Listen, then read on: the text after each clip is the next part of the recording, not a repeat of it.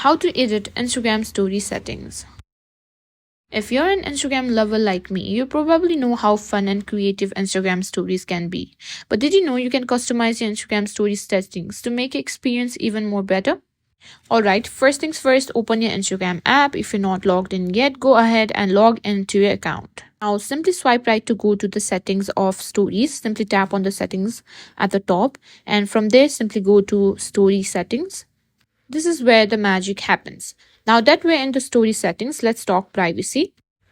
You can choose to hide your stories from specific people by tapping on hide story from and selecting the people you want to exclude. And if you're feeling extra, there's the option to create a close friends list where only those handpicked people will see your stories.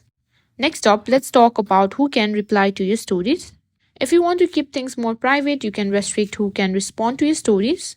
Under the reply section, you can simply choose to turn it off or your followers. Likewise, we have story comments. You can simply turn that toggle on or off. Another cool feature is your sharing, whether you want to allow your stories to share to messages or not, and allow others to share your story as well.